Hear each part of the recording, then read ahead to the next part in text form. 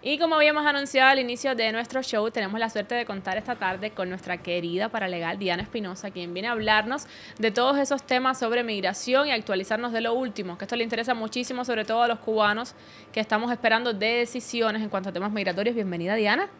Buenas tardes. Hola, buenas tardes, muchas gracias. ¿Cómo estás? ¿Cómo estás? ¿Cómo ha estado esta semana? Bien, bien. Trabajando, pero bien. Eso es lo importante. Cuéntanos entonces, ¿qué hay de nuevo en tema migratorio? ¿O seguimos en las mismas que estábamos la última vez? Sí, estamos más o menos en las mismas, intentando... ¿Se me escucha bien? Sí. Perfecto. Intentando evaluar primeramente los procesos que tienen I-220A, que tienen cortes, si realmente vale la pena detenerle ese proceso o no. Eso es un tema que lo estuvimos hablando la vez anterior, es un tema bien personalizado, pero bueno, la oportunidad está y las cosas pues ayudan con eso. Y lo otro que es la preocupación de muchísimas personas es la residencia con I-220A. Uh-huh. Especulaciones hay muchas y me refiero, bueno, de la mejor manera que se puede decir, ¿no? Que si UCI no las va a dar, que si UCI las va a negar o no, en fin, muchas personas hablando del tema, pero aquí lo importante es lo que dice la ley y la manera en la que se puede interpretar y encontrar la solución a partir de los errores de la ley, ¿no?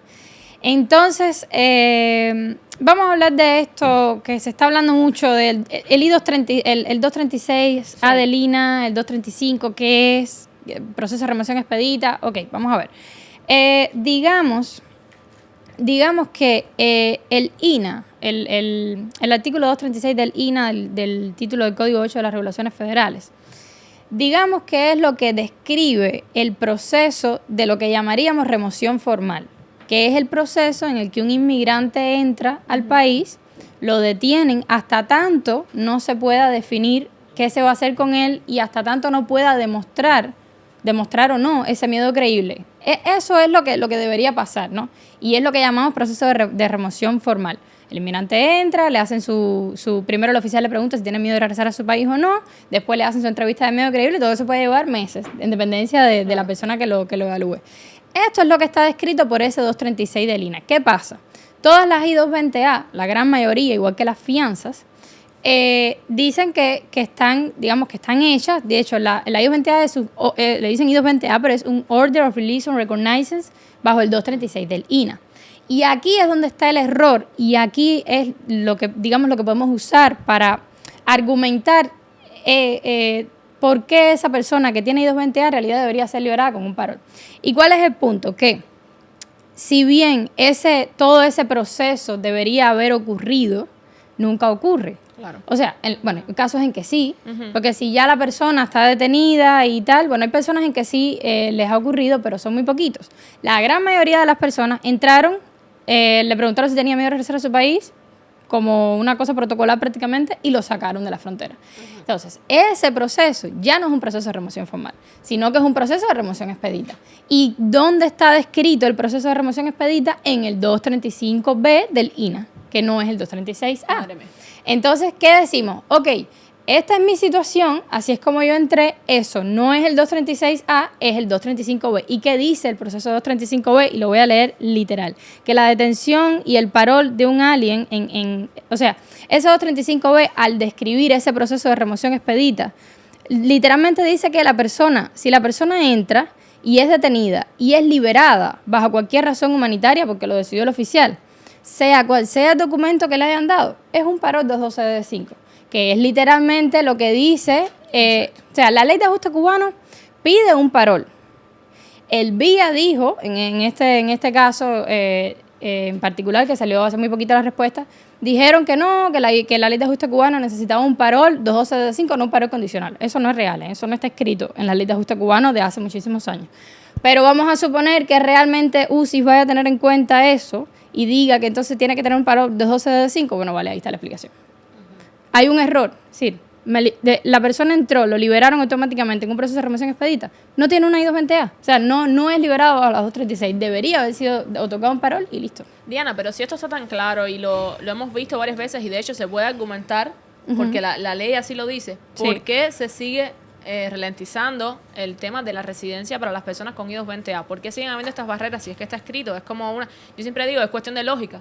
Sí, pero en realidad llegar aquí, bueno, ahora hay varias personas hablando del tema, pero yo creo que ha sido por paso, porque incluso cuando empezaron a liberar a tantas personas con I220A, era como, ¿y esto qué es? O sea, ¿qué es la I220A? Si la misma I220A dice que fuiste admitido, pero que no, es decir, te liberan, pero hay una casilla que dice, usted no ha sido ni admitido ni liberado bajo parol. Y es como, ¿esto qué cosa es? Entonces eso fue como todo un trance, ¿no?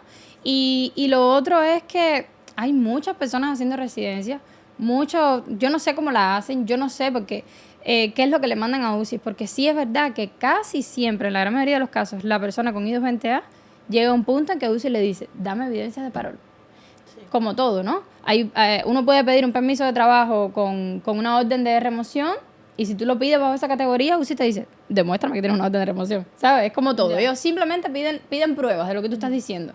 Y ahí es donde hay que demostrar esto. Si eso no se manda bien, bueno, pues entonces ya la posibilidad de que no la toquen es mayor, que tal vez es lo que ha pasado en muchos casos. Por eso es importante hacer eso de una manera muy, muy, muy concisa y sobre todo demostrándolo. Ahora, hay una cosa muy importante que no quiero dejar pasar y es el FOIA. Ajá. Eso es un request que se le hace a UCIS, pero también a la Corte. Hay muchas personas, hacer el de UCIS es bastante simple. El de la Corte ya lleva otro tipo de proceso, lleva un formulario en específico. Así que, bueno, ahí yo creo que eso es una parte bastante importante porque a veces las personas no les dan los documentos completos. Si no les dan todo lo que tienen en su récord, no se lo dan completo. Y es bueno tenerlo. A veces ellos se tardan, antes se tardaban mucho, ahora es bastante rápido. Pero bueno, yo creo que es una opción que se debería aprovechar. Pedirle a UCIS el récord, pedirle a la Corte en caso de que la persona esté en la Corte. Y con esto ya mostrar todo esto que estoy diciendo, ¿no? De cómo fue el proceso, si tuvieron miedo creíble aprobado o no, cuánto tiempo estuvieron. A veces eso no está descrito, sabemos cómo fue, la persona lo sabe, pero si ya ponemos la prueba, pues... Diana, yo tengo una duda. Estas fechas de corte que llegan, por ejemplo, para el 2025, sí. Pero cuando tú llamas al número famoso de consultar si tiene fecha de corte, pues sale que no tiene fecha de corte.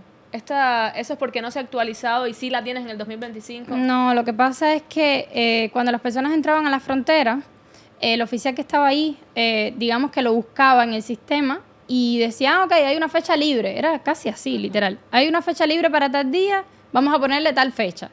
Pero casi siempre cuando la persona entra y ICE, hay tantos casos que lo que debería pasar es que ICE recibe todo eso y ICE entonces lo pone directamente en el docket de la corte. Muchas veces eso cambia, por eso, porque depende del docket de juez, de la disponibilidad, de todo. Y entonces hasta que ICE no hace eso, no pasa. Por eso hay muchas personas que tuvieron la suerte de que nunca se la pusieron, sí, porque tal vez nunca tuvieron una cita con ICE. Normalmente las personas van a su cita con ICE y ya ahí sí casi siempre tienen su fecha de corte. Yo tengo puesta una cita, es decir, estoy esperando una cita con ICE. Pero tú entraste con parol, ¿verdad? Con parol I-94 entré. Sí. Pero entró no aparece hace poquito, con el CBP. El día 27 de septiembre entré. Hay que verificar si su corte de verdad está en el sistema y si está, pues hay que intentar cerrar ese proceso para que pueda tener la residencia. Hasta ahora lo que no encuentran es el I-94, el papel. ¿Por qué no? No lo encuentran hasta ahora. Es decir, en la frontera me dieron todos los papeles, ajá, menos ese papel que dice I-94. Pero eso se lo podemos buscar en el sistema. ¿Ah, sí? Claro. Ah, bien. Mira, bien, te puedo con su nombre y su número de pasaporte entramos ahí y lo descargamos. Y entonces esto, a ver, es bien enredada la situación. Entonces la respuesta es que vas a tener que salir caso por caso, o sea, no va a haber una solución que pueda... ¿De la I-220A? Sí, porque he visto que hay que si van a hacer demandas, que si demandas federales, que si para grupos específicos, eso... Bueno, la demanda está hecha hace mucho tiempo, esa respuesta no ha salido todavía. Yo creo que sí, que en algún momento alguien va a acabar de decir, mira, sí, todas estas personas que están aquí hace muchísimo tiempo, porque hay personas de 2021 con I-220A. Entonces, vamos a darle su residencia y va a ser considerado un parol bajo la ley. Si eso es así, probablemente le manden la residencia a la persona a la casa. Bueno, me refiero a que ella hizo la aplicación. No sé cómo harán, como hicieron con los Arabian Alien, va a ser bastante simple. Pero si no, hasta tanto, será paso por paso, porque desgraciadamente aquí a veces todo se enreda mucho. Y hay como mucho más trabajo. Yo estaba viendo en un grupo de migrantes igual, personas que, por ejemplo, con todo esto ahora que es lo que está en boga, que es lo del 235 y lo del 236, que si el expediente removal o no, las personas que están solicitando su FOIA, para ver si tienen algo. Y hay personas que les han devuelto el récord de inmigración con un memos de residencias aplicadas diciendo que esta persona está en puesto en remoción expedita, pero no hay evidencia de que está tampoco en el récord. ¿Qué pueden hacer estas personas? ¿Cómo pueden saber si de verdad están en este proceso o no? O si esto va a ser una solución. Es que lo están. Sí, desde el momento en el que no tuvieron todo este proceso de miedo creíble, ¿sabes? Todo un proceso largo que te apresan y tal, ya es eso. Ya no es remoción formal, ya eso es remoción expedita. Y eso está descrito bajo el otro artículo. Ahora, que hay un documento que lo diga, si no lo hay, no importa, uno lo defiende. Y ahora, si dice 236, sin embargo, igual como estás describiendo, hicieron todo como si fuese un parol, un 212-5, o como que le hicieron como el 235. Igual hay manera de defender esos casos o... Claro, porque sí, no es que el parol... A ver, lo que pasa es que más allá, y por eso es que se hace más simple, ¿no?, de lo que parece. Es como, más allá del documento que te hayan dado, si entraste y saliste rápido, eso es remoción expedita. Y eso está descrito en ese artículo 235 y ese artículo dice que debe ser parol. ¿Me entiendes? Entonces, es como, no es que obligatoriamente tiene que estar el numerito en el documento, sino que es eso. Pero muchos abogados hablan a ese nivel de detalle, como que buscan tu FOIA específicamente que salga esto, si sale sí, porque esto, a veces sale, si sale. No, es como si que... no, claro, porque es que todos los lugares de las oficinas estas de donde recibían a las personas, todos trabajaban diferente, increíble. Yo he visto I220A de todos los tipos, hasta que no dice I220A. O sea, de todos los tipos, pero dice lo mismo, ¿no?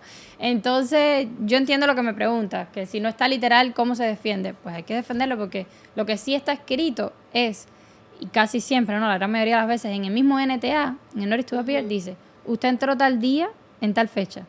Y el mismo documento dice la fecha en que se hizo, que normalmente es cuando las personas salen. Y muchas veces ahí mismo, o sea, son 3 días o 4. ¿Sabes? Que no tiene que estar algo que lo diga. Pero mientras menos tiempo estuviste, ¿esto es beneficioso o perjudicial? Claro, es beneficioso porque es lo que determina que no tuviste este gran proceso de remoción, digamos, que se debería llevar a cabo. Diana, y cuando tú aplicas a la residencia, que pasa un cierto y determinado tiempo con I220A, quiero decir, y no te dan respuesta, ¿cómo se puede hacer el request?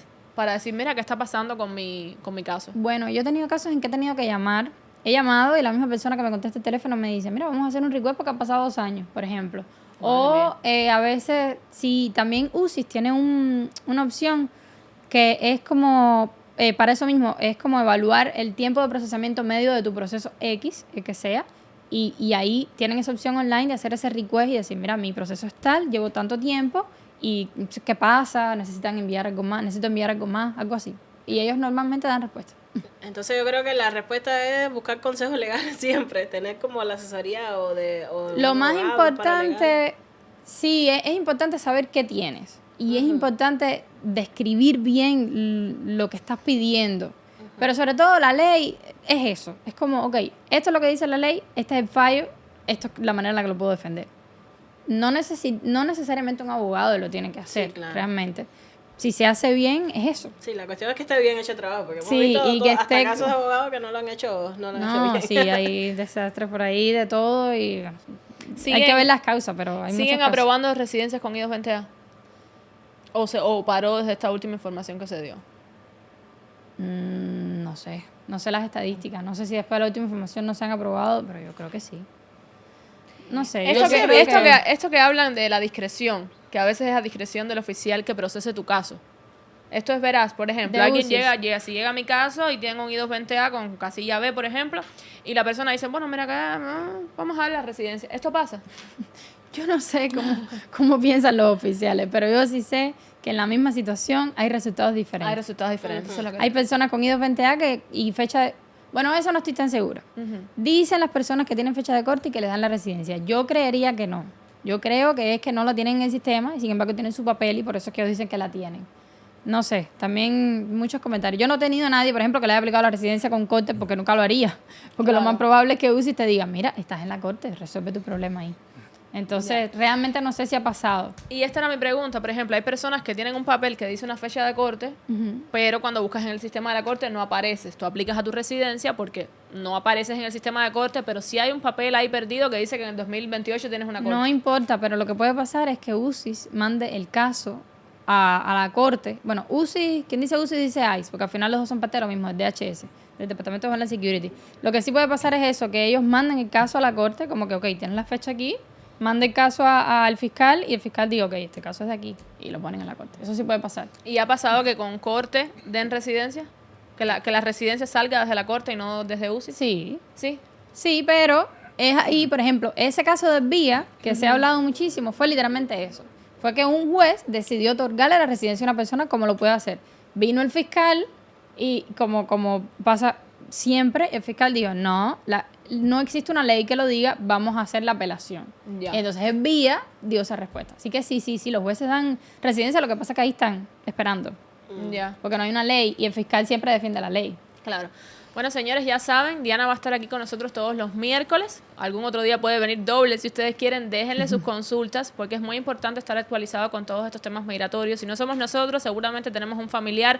Sí, estoy segura que en cada casa hay alguien con un I-220A o alguien con dudas sobre estos temas migratorios. Incluso las personas que entran con parol, a veces después les lleva un I-220A, una fecha de corte. Entonces es muy importante asesorarse con personas, con paralegales, con abogados y estar informados. Así que sería muy bueno que nos dejen sus preguntas para que Diana siempre venga y las responda, ¿verdad? No, y también preguntas de parol humanitario, CBP1, Claro. o sea que no todo es el ¿Y I-220A, tenemos pero... las líneas abiertas o no? No, De no, llamada. los comentarios abiertos. Los comentarios. La I-94. Porque sería buenísimo que supieran, ¿no? Que qué día voy a estar y que hagan sus preguntas Bueno, individuales. le podemos dejar, yo sigo con que hoy es miércoles, ¿tú te das cuenta? Sí, hoy es jueves, señores. Los jueves Diana va a estar aquí con nosotros, vamos a ver si podemos con producción abrir las líneas ese día para que usted haga sus preguntas, las puede igualmente Claro, o por dejar en los comentarios comentarios. también, claro. Nos preguntan podemos porque hacer. a veces uno tiene tantas dudas y estos temas son tan cambiantes. Sí. Y un día se levantan y de pronto ojalá le den residencia a todo el mundo con I-220A, pero verdaderamente hay que estar informados. ¿Qué me decías, producción, en los comentarios? ¿Qué preguntaron? ¿Qué significa el formulario I-94? Es el parol, ¿verdad? No. Ah, cuéntamelo, mira, ¿viste? Formulario de Que entrada. ahorita lo iba a decir cuando el señor... No, dale, Sí, síguelo ahí, Ok. sí. Hay muchas personas que están entrando por el CBP1 y les dan un I-94. El I-94 es simplemente una entrada, es decir, es la admisión al país. El I-94 también se lo dan a que entra por el aeropuerto, con Ya. un ESTA, por ejemplo. Ya. Ahora, ¿qué pasa? Que este I-94, la gran mayoría de las veces dice DT. Y ese DT significa que se puede aplicar, después sí, la próxima vez hablamos un poquito más en detalle, pero básicamente es que esas personas pueden aplicar el permiso de trabajo. Oh, ya. Entonces, si le dan un parol o no, a veces le dan un parol real. He visto que no, he tenido casos en que en el mismo NTA, o sea, en el Notice to Appear, en la fecha de corte dice, Sí. usted recibió un parol por 2 años, pero no tiene el parol. Entonces, bueno, ahí vamos a pedir el FOIA, porque ahí sí es súper importante, porque me está diciendo que tengo un parol, pero no lo tengo. Entonces, cuando pido la residencia, no me la van a dar porque no estoy demostrando que tengo un parol. Pero para las residencias ¿es el I-94 o el parol? Porque, por ejemplo, las personas que Los vienen de dos. España y se quedan. Cierto. Yo creo que en este caso los dos. Pero claro, con el I-94 en principio ya, porque el I-94 muestra la admisión al país, que es lo que pide la ley de ajuste cubano. Y creo que te pregunté el otro día, pero... Ay, ¿cómo era la pregunta? Ahí se me fue. Yo estoy muy mal hoy. No. Ya no, la salto. Se me olvidó la pregunta. Mira, hay un comentario de Soy la Patria. ¿Qué dices hoy? Pero- Nos Producción, estaba, el nos comentario estaba de Soy la especificando Patria. cuál era el nombre que era del I-220A, que, o sea, Sí. que era una libertad bajo palabra. Ah, ya me acordé de la Order pregunta. of Relief on Sí, Recognizance. ay, se me Es olvidó. le dicen libertad bajo palabra. La pregunta, ya me acordé. Estoy yo muy mal hoy. La pregunta es, ¿yo puedo solicitar un parol ya estando dentro? Sí, pero Teniendo ahí 220A, ¿yo puedo ir a vía de solicitar un parol? con ICE. Con ICE. Oh, ok. Y eso es algo un poco enredado, porque lo que pasa es que en Miami, ICE está repleto de casos. Claro. Entonces, el request de parol se puede hacer. No es una forma específica, se hace basado bien en el caso en particular, por qué necesitaría un parol, por qué necesitaría la residencia y por supuesto con pruebas, y ese oficial determinaría si se lo dan o no. Hay muchas personas que tienen ya su medio creíble aprobado, fianzas, esas personas sí se los han dado, pero en general es un poco complicado. Es decir, hay que ver el caso en particular y hacer el request pero no es trivial, pero sí se puede hacer, se puede pedir. ¿Y en cuánto tiempo lo dan? No, es que ni siquiera tienen tiempo. A veces uno va, he tenido casos que van y ellos les dicen, tenés la cita tal día, ven, para meses. Otros casos en que van y le dicen que no, otros casos en que lo reciben y tal. Nada concluyente. con letras. Qué poca organización. Dios Pero mío, bueno, es que es muy esperemos que fuerte. se resuelva. No, realmente tenemos que esperar, por supuesto, estar pendientes. También están las manifestaciones ahora, tenemos también noticias en nuestra web al respecto, porque las personas quieren visibilizar los casos de I220A y pues vamos a estar pendientes de todo esto. Recuerden que Diana va a estar aquí con nosotros los jueves. Ese día vamos a tener las líneas abiertas para que ustedes pregunten, también lo dejen en los comentarios, porque así pensando se me ocurren muchísimas dudas, pero sería eterno el tiempo y no queremos complicar a Diana.